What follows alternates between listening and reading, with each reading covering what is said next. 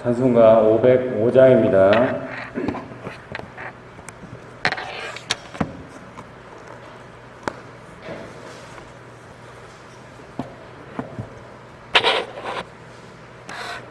찬송가 505장입니다.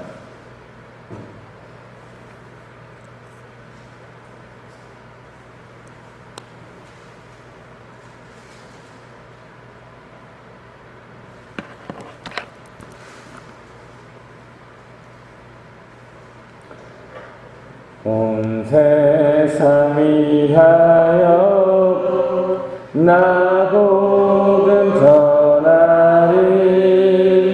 만 백성 모두 나와서 주 말씀 들으라.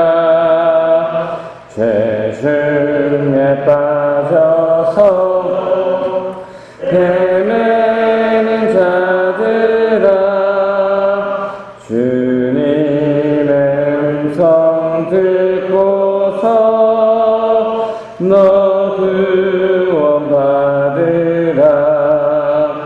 전하고 기도해 매일 증인 되리라.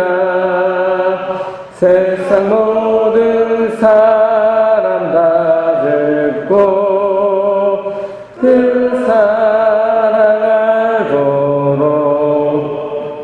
온 세상 위하여 이 복음 전하리. 저 죄인 회개하고서 주 예수 믿으라. 이 세상 구하려 주 돌아가신 것 나 증거하지 않으며 그 사랑 모르리. 전하고 기도해 매일 증인 되리라. 세상 모든 사람 다 듣고 그 사랑 알도록 온 세상 위하여 주 은혜 임하니. 주 예수 이름 힘입어 이 복음 전하자. 먼 곳에 나가서 전하지 못해도 나 어느 곳에 있든지 늘 기도 힘쓰리. 전하고 기도해 매일 증인 되리라. 세상 모든 사람 다 듣고 그 사랑하도록. 아멘. 하나님 감사합니다. 지난 밤도 하나님께서 우리의 호흡을 주장하여 주시고 오늘도 이 새날을 통하여서 하나님의 뜻대로 살라고, 하나님의 자녀로 하나님의 백성임을 증거하러 살라고, 하나님의 이름이 무엇인지, 하나님이 어떤 분이신지 전하는 삶을 살라고 오늘도 저에게 하루를 연장시켜 주심을 감사드립니다. 오늘도 저희를 불러주신 그 목적에 맞게 각자의 주어진 자리에서 최선의 삶으로 하나님께 영광 돌리는 저희들의 삶이 될 수 있도록 인도하여 주시옵소서. 감사합니다. 예수님 이름으로 기도드립니다. 아멘. 오늘 우리에게 주신 하나님의 말씀, 히브리서 13장 1절에서부터 17절까지 말씀입니다. 히브리서 13장 1절에서부터 17절까지 말씀입니다.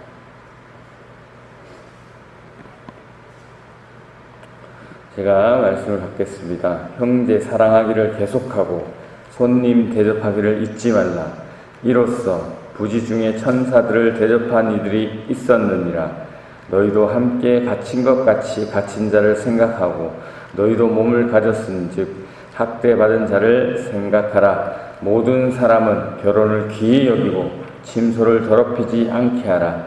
음행하는 자들과 간음하는 자들을 하나님이 심판하시리라. 돈을 사랑하지 말고 있는 바를 족한 줄로 알라. 그가 친히 말씀하시기를 내가 결코 너희를 버리지 아니하고 너희를 떠나지 아니하리라 하셨느니라. 그러므로 우리가 담대히 말하되 주는 나를 돕는 이시니 내가 무서워하지 아니하겠노라. 사람이 내게 어찌하리요 하노라. 하나님의 말씀을 너희에게 일러주고 너희를 인도하던 자들을 생각하며 그들의 행실의 결말을 주의하여 보고 그들의 믿음을 본받으라. 예수 그리스도는 어제나 오늘이나 영원토록 동일하시니라. 여러 가지 다른 교훈에 이끌리지 말라. 마음은 은혜로서 굳게 함이 아름답고 음식으로서 할 것이 아니니 음식으로 말미암아 행한 자는 유익을 얻지 못하였느니라. 우리에게 제단이 있는데 장막에서 섬기는 자들은 그 제단에서 먹을 권한이 없나니 이는 죄를 위한 짐승의 피는 대제사장이 가지고 성소에 들어가고 그 육체는 영문 밖에서 불사름이라. 그러므로 예수도 자기 피로써 백성을 거룩하게 하려고 성문 밖에서 고난을 받으셨느니라. 그런즉 우리도 그의 치욕을 짊어지고 영문 밖으로 그에게 나아가자. 우리가 여기에는 영구한 도성이 없으므로 장차 올 것을 찾나니 그러므로 우리는 예수로 말미암아 항상 찬송의 제사를 하나님께 드리자. 이는 그 이름을 증언하는 입술의 열매니라.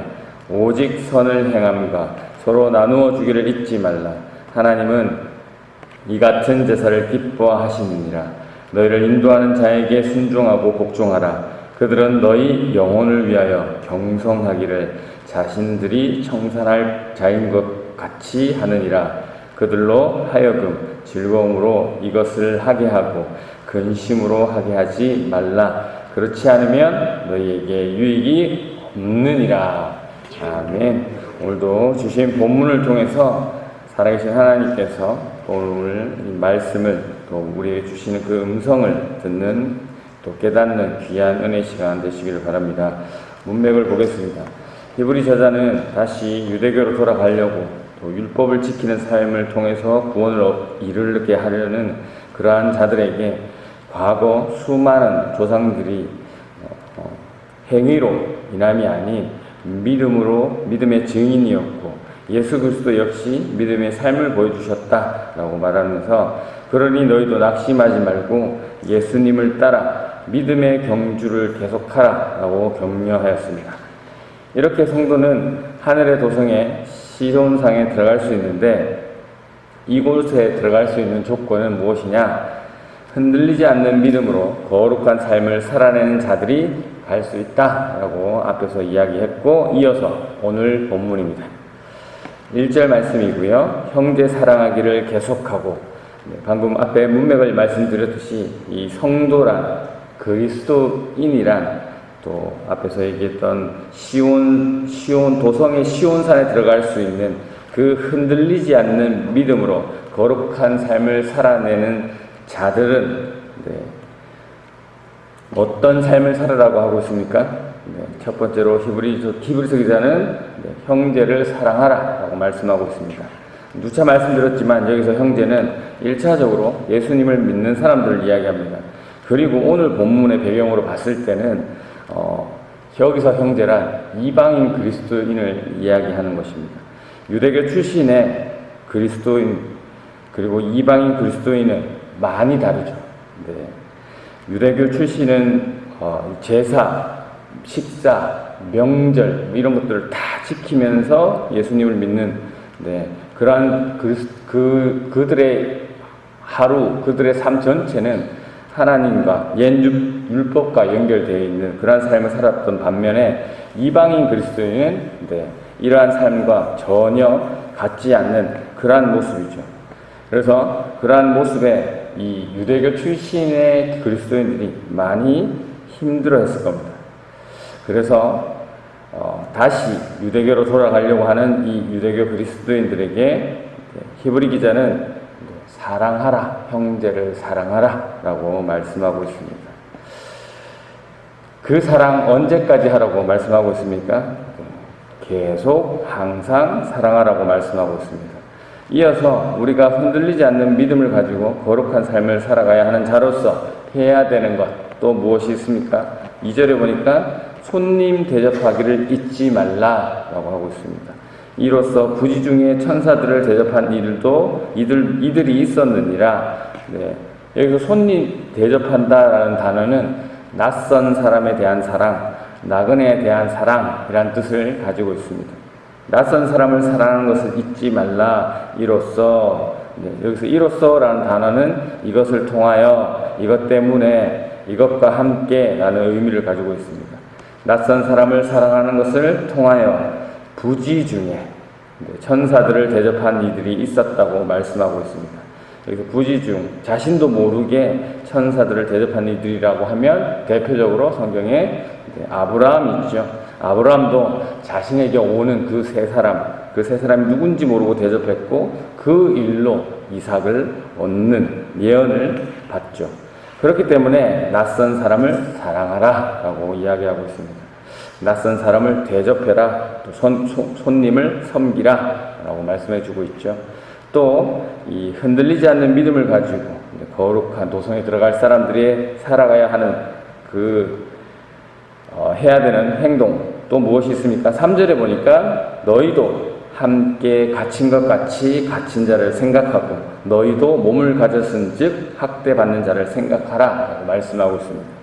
여기서 생각하다라는 단어는 기억하다라는 뜻을 가지고 있습니다. 옥에 갇힌 자들을 기억하라. 그런데 내가 옥에 갇혀 있는 것처럼 그들을 생각하라 라고 기억하라 라고 말씀하고 있는 것이고요. 뒷부분도 마찬가지입니다. 또 학대받는 자를 볼 때에 내가 학대받는 자인 것처럼 생각하라 라고 이야기하고 있습니다. 초대교회 때 이 예수님을 믿는 것 때문에 감옥에 갇힌 자들이 많았죠. 그들을 보면서 그들의 입장이 되어서 그들을 기억하고 그들을 생각하라 라는 말씀입니다. 형제를 사랑하고 나그네를 사랑하고 감옥에 있는 자를 사랑하는 것을 묶으면 이웃사랑을 이야기하는 겁니다. 이웃사랑.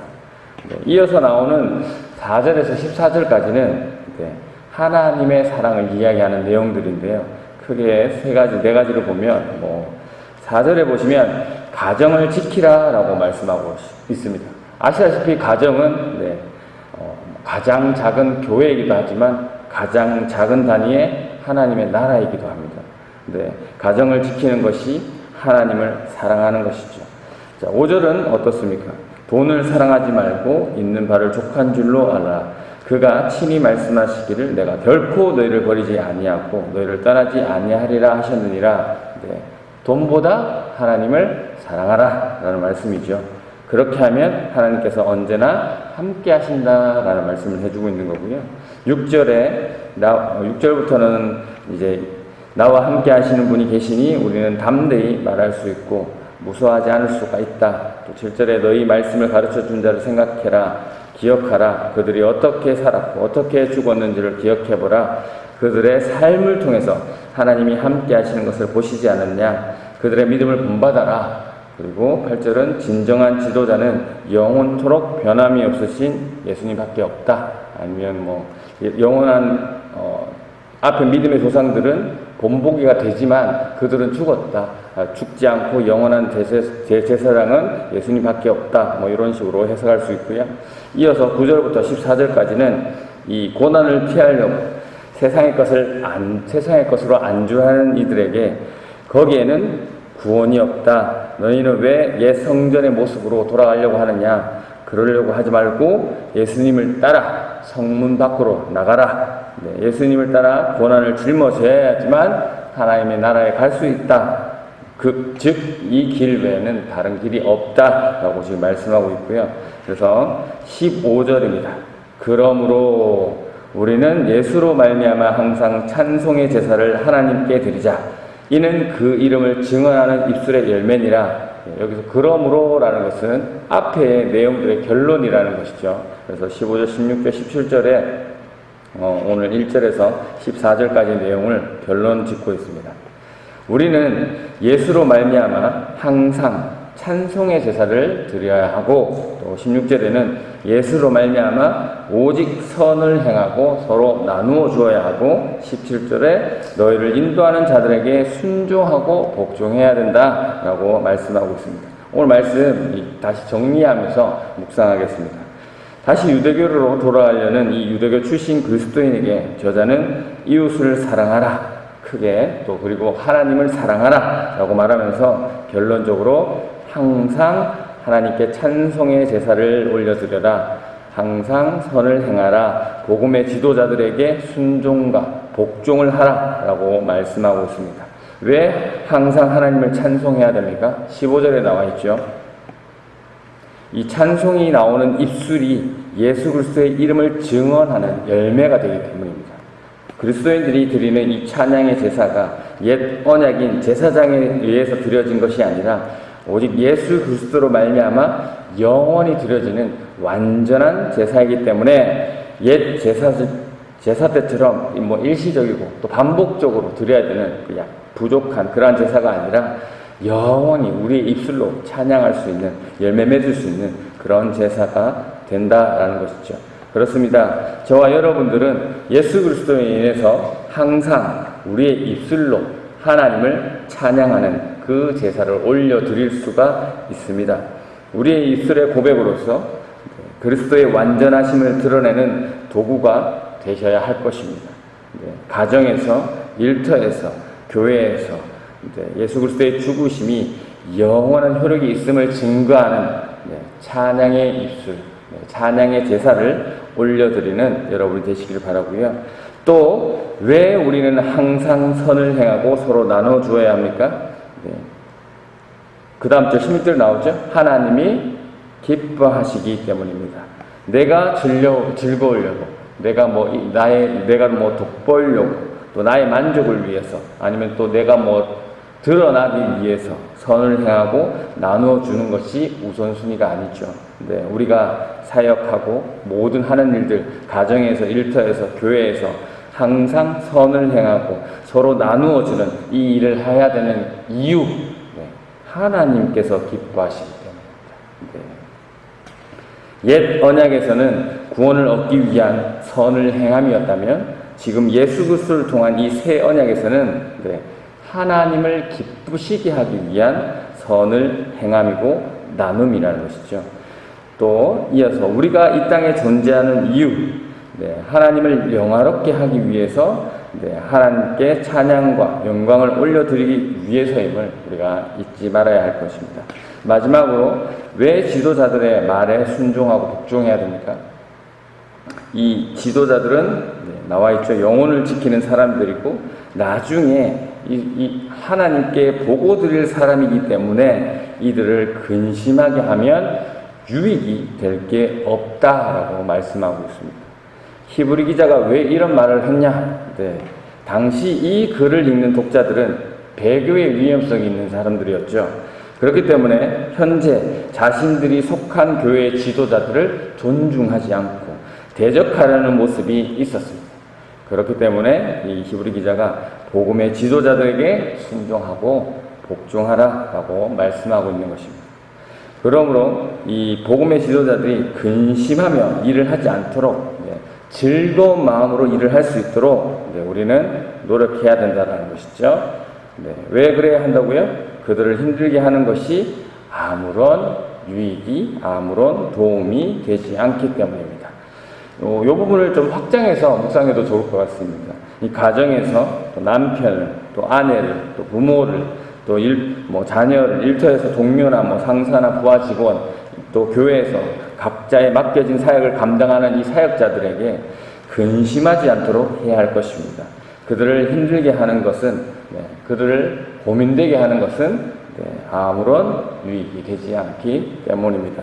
바라옵기는 오늘도 주어진 자리에서 저와 여러분이 형제를 사랑하고 나그네를 사랑하고 그저 이유 없이 사랑하고 어려움을 겪고 있는 자들의 입장이 되어서 사랑하고 가정을 사랑하고 돈보다 하나님을 더 사랑하고 어제나 오늘이나 영원토록 동일하신 그 예수 그리스도를 사랑하고 다른 지식을 멀리하며 예수님처럼 자기 백성들을 위해 희생하고 고난을 받는 그 사랑을 보여주고 또 언제나 우리의 입술을 통하여서 찬양의 제사가 흘러나오고 또 내가 기뻐 일하고 내가 기뻐 사역하는 것이 아니라 하나님이 기뻐하시는 일을 하고 하나님이 기뻐하시는 그러한 것을 기준으로 해서 사역을 하는, 그리고 복음의 지도자들을 근심하지 않게 해서 영적인 유익을 얻는 그러한 여러분이 되시기를 주님의 이름으로 축원합니다. 이 시간 함께 기도하실 때 오늘 주신 말씀 붙들고 기도하시고 또 환우들을 위해서 기도해 주시고 특별히 오늘 그리고 내일 진행되고 있는 학생부 수련회를 위해서 기도해 주시고 개인 기도하시고 자유롭게 돌아가도록 하겠습니다. 기도하겠습니다.